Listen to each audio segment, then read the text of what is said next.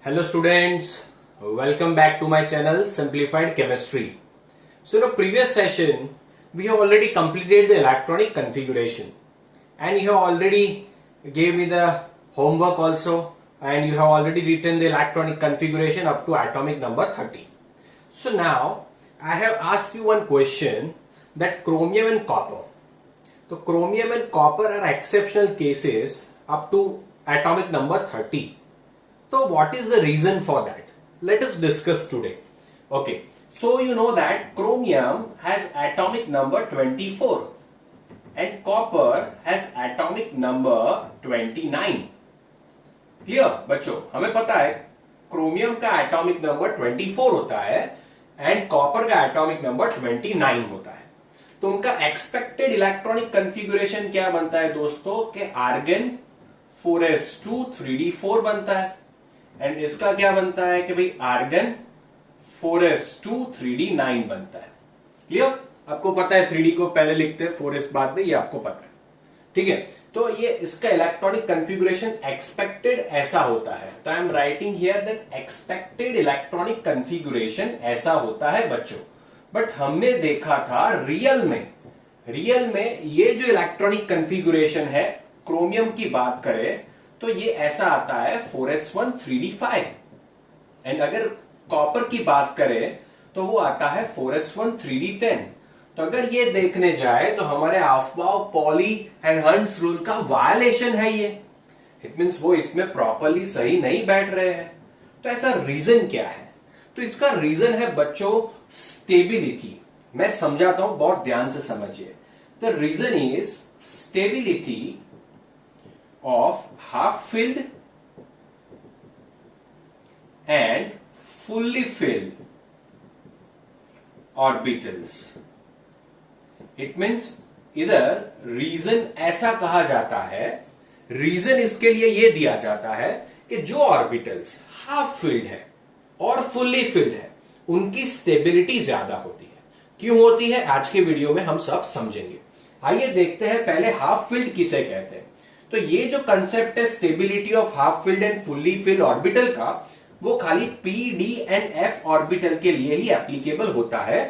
S orbital के लिए applicable नहीं होता है क्योंकि आपको पता है एस ऑर्बिटल ऐसा होता है, उसमें एक इलेक्ट्रॉन तो हाफ हो गया, दो इलेक्ट्रॉन फुल हो गया, इसलिए इसके लिए कंसिडर नहीं होता है. तो ये खाली P D and F orbital के लिए कंसिडर होता है. क्लियर? आइए देखते हैं पी ऑर्बिटल. तो पी ऑर्बिटल आपको पता है कि ऐसे तीन पार्ट्स होते हैं उसके अंदर, px, py एंड pz. अगर इसमें तीनों के तीनों अनपेयर्ड इलेक्ट्रॉन है तो उसे हाफ फील्ड कहते हैं. इट मींस p3 दिया हो तो that is half filled and 1 2 3 4 5 and 6 p6 दिया हो it is considered as a fully filled. Is it clear? The p6 is considered as what? Fully filled. Now, if you are talking about the d orbital, my dear student, 1, 2, 3 and 4, and here also I am writing here 1, 2, 3, 4. So d orbital, so you can simply say that d5 is given, that is half filled, and d10 is given, that is considered as what? Fully filled. Similar it goes for the f orbital. If f7, I am not drawing it, f7 is there, it is considered as a half filled, and if f14 is given, it is considered as a fully filled. तो ऐसा कहा जाता है कि इसमें 3d5 आ गया, it means इसमें क्या हो गया 4s1 एंड 3d5. समझाता हूं क्यों ऐसा है, ठीक है? आखिर तक वीडियो देखना. क्लियर? तो 3d5 आ गया, इट मींस सारे हाफ फील्ड हो गए तो उनकी स्टेबिलिटी ज्यादा होती है, ऐसा बताया गया. एंड इसमें क्या रीजन दिया गया कि ये 4s था, ये 3d है, तो इसमें 3d के अंदर 10 इलेक्ट्रॉन आ गए. क्लियर? इट मींस ये फुल्ली फिल्ड हो गया, तो उसकी वजह से इसकी स्टेबिलिटी ज्यादा है. तो ऐसा क्यों कहा गया आइए देखते हैं. पहले इसका स्क्रीनशॉट ले लीजिए. Okay, understood. सो अभी बात करते हैं क्रोमियम की. तो it means half filled orbital की. तो हाफ फील्ड ऑर्बिटल को क्यों स्टेबल माना जाता है? ऐसा क्यों हो रहा है? हाफ फील्ड ऑर्बिटल ही क्यों स्टेबल है? उसका रीजन तो चाहिए ना, हम ऐसे थोड़ी मान लेंगे. ठीक है, तो बच्चों जो हाफ फील्ड ऑर्बिटल होता है, हाफ फील्ड ऑर्बिटल की बात करते हैं उसकी स्टेबिलिटी के बारे में बात करते हैं। उसकी स्टेबिलिटी कौन से फैक्टर देखे जाते हैं, क्या होता है, क्यों उसकी स्टेबिलिटी ज्यादा है कम है, उसको देखते हैं। तो इनकी स्टेबिलिटी पर्टिकुलरली डिपेंड करती है एक्सचेंज एनर्जी पे। किस पे डिपेंड करती है बच्चों? Exchange energy. तो ये एक्सचेंज एनर्जी क्या होता है? अगर मैं बात करूं P3 की, तो P3 जो है वो हाफ फील्ड है। बच्चों बहुत ध्यान से समझना, P3 जो है वो हमारा हाफ फील्ड है। तो ये 1, 2 एंड 3 ऐसे होगा। तो अभी आप कह सकते हो ये पर्टिकुलरली, अभी आप कह सकते हो कि ये Px है, ये Py है, ये Pz है। ये तीनों डीजेनरेट ऑर्बिटल्स हैं। इट मींस तीनों की एनर्जी क्या है? सेम है। हमने डेफिनेशन में देखा था तीनों की एनर्जी क्या है बच्चों? सेम है। अभी ये इलेक्ट्रॉन, तीनों की एनर्जी सेम है, तो ये इलेक्ट्रॉन इधर भी जा सकता है, ये इलेक्ट्रॉन इधर भी जा सकता है, ये इलेक्ट्रॉन इधर भी जा सकता है। इट मींस एक्सचेंज होगा। इट मींस क्या होता है? एक्सचेंज होता है। तो ये यहां से यहां से यहां जा सकता है। Is it clear? Okay, it means exchange होगा। इट मींस आप कह सकते हो, समझ में आया कि नहीं? एक्सचेंज हुआ, यहां से इलेक्ट्रॉन यहां भी जा सकता है, ये इलेक्ट्रॉन इधर आ जाएगा, यहां से इलेक्ट्रॉन इधर जाएगा तो ये इलेक्ट्रॉन इधर। इट मींस वो एक दूसरे के साथ एक्सचेंज कर सकते हैं। तो अभी डी की बात करते हैं। डी ऑर्बिटल में बहुत ध्यान से समझ लेना बच्चों। तो जैसे हमारा एक्सपेक्टेशन था 3D4 का एंड 3D5 की बात करते हैं। Okay, 3D4 and 3D5। तो हमारा एक्सपेक्टेड क्या था? 3D4, बट आता क्या है? 3D5। तो 3D5 क्यों ज्यादा स्टेबल है 3D4 से, वो हमें देखना है। तो इधर आप, चलो मैं एक्सचेंज बताऊं, तो ये इलेक्ट्रॉन कहां से कहां एक्सचेंज हो सकता है? इधर आ जा सकता है, ये इधर आ सकता है, इधर भी आ सकता है, इधर। इट मींस मैं कह सकता हूं फर्स्ट इलेक्ट्रॉन जो है उसके कितने एक्सचेंज पॉसिबल है? तो उसके मैं कह सकता हूं 3 एक्सचेंज पॉसिबल है। सेकेंड इलेक्ट्रॉन के कितने पॉसिबल है? ये इधर जाएगा, ये इधर जाएगा, 2 एक्सचेंज पॉसिबल है। थर्ड इलेक्ट्रॉन के कितने एक्सचेंज पॉसिबल है? 1 इलेक्ट्रॉन, 1 पॉसिबल है। Is it clear? ओके, तो थर्ड के 1, इट मींस टोटल देखने जाओगे तो टोटल एक्सचेंजेस कितने पॉसिबल हुए? इसमें 6 एक्सचेंज पॉसिबल हुए। Is it clear? अब इसमें आप देखने जाओ तो एक्सचेंजेस क्या है, इधर फर्स्ट के अंदर ही 4 एक्सचेंज पॉसिबल है, क्योंकि सबकी एनर्जी सेम है तो सब अंदर अंदर एक्सचेंज हो सकते हैं। क्लियर? ओके, तो ये 4 आ गया। सेकेंड इलेक्ट्रॉन इसमें भी जा सकता है, इसमें भी जा सकता है, इसमें भी जा सकता है, तो 3।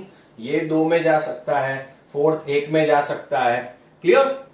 ओके, इट मींस ये केस के अंदर नंबर ऑफ एक्सचेंजेस ज्यादा है। तो नंबर ऑफ एक्सचेंजेस ज्यादा है तो एक्सचेंज ऐसे तो नहीं होंगे, तो एक्सचेंज के लिए कुछ ना कुछ एनर्जी लगेगी बच्चों। क्लियर? तो इसमें ये जो टोटल एनर्जी होगी मेरे दोस्तों, जो टोटल एनर्जी होगी वो कम हो जाएगी। क्यों कम हो जाएगी टोटल एनर्जी? क्योंकि ये ज्यादातर एनर्जी तो एक्सचेंज में खर्च हो गई, तो टोटल एनर्जी कम हो गई। तो बच्चों आपने मेरे प्रीवियस वीडियो देखे होंगे, तो मैंने बताया था कि एनर्जी जो होता है वो स्टेबिलिटी के इनवर्सली प्रोपोर्शनल होता है। बताया था कि नहीं बताया था? एनर्जी जो होता है वो स्टेबिलिटी के इनवर्सली प्रोपोर्शनल होता है। इट मींस अगर उसकी टोटल एनर्जी कम हो रही है तो उसकी स्टेबिलिटी क्या होगी?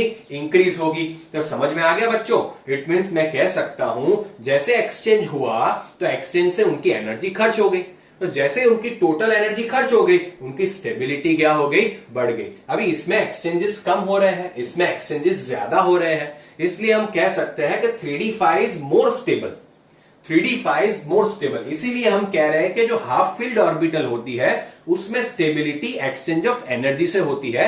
एंड इसकी वजह से AR3D5 and 4s1 electronic configuration होता है क्रोमियम का। इसीलिए एक इलेक्ट्रॉन 4s से जंप करके वैकेंट 3D ऑर्बिटल में चला जाता है, इसलिए 3D5 बना देता है। इज इट क्लियर बच्चों? अभी समझ में आया कैसे, क्यों क्रोमियम का ऐसा इलेक्ट्रॉनिक कॉन्फ़िगरेशन? साइंस में कुछ भी चीजें एक्सेप्ट मत करो, समझो क्यों आ रहा है। Is it clear? Okay, take the screenshot of this.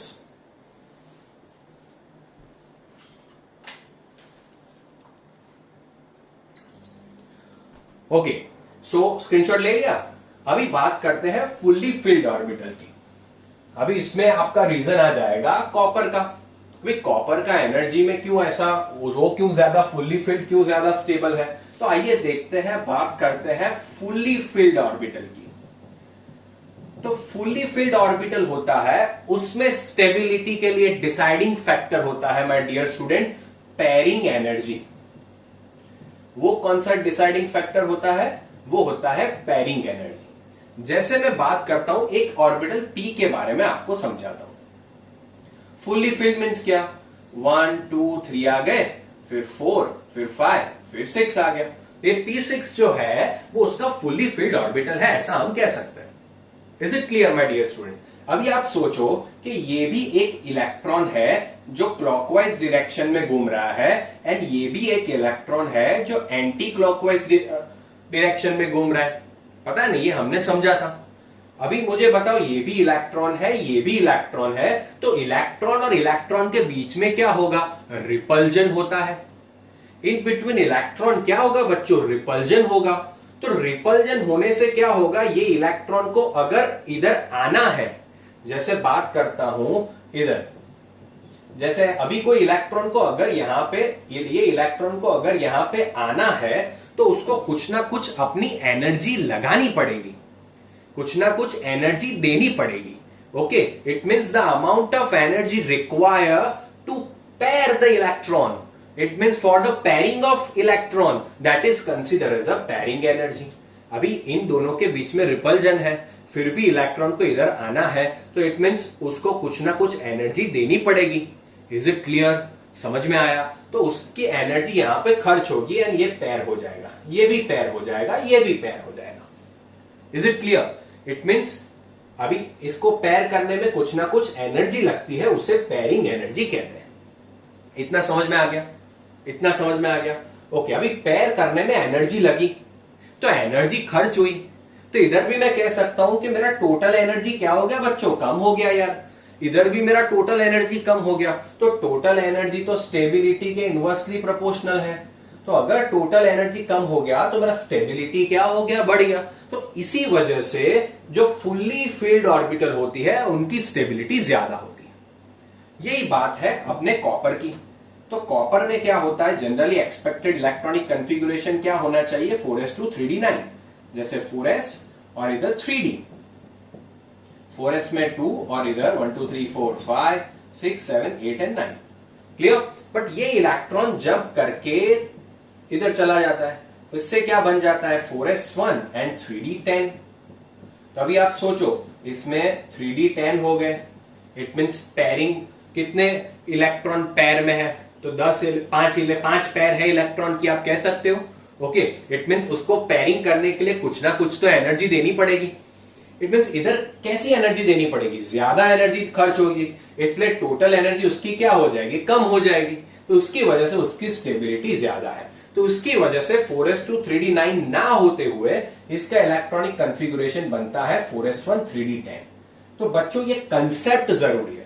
In short हमने ये सीखा कि हाफ फिल्ड ऑर्बिटल के लिए डिसाइडिंग फैक्टर होता है exchange of energy, and fully filled orbital के लिए डिसाइडिंग फैक्टर होता है pairing energy. Is it clear? तो ये दो रीजन होते हैं कि जो कॉपर एंड क्रोमियम, हमने खाली 1 to 30 की बात की, ऐसा आगे जाओगे तो और भी एलिमेंट ऐसे एक्सेप्शनल केसेस वाले मिलेंगे, बट अभी हम बात कर रहे हैं खाली कॉपर एंड क्रोमियम की। तो ये रीजन की वजह से, ये पर्टिकुलर रीजन की वजह से उनका इलेक्ट्रॉनिक कॉन्फ़िगरेशन जो है बच्चों वो एक्सेप्शनल है। Is it clear?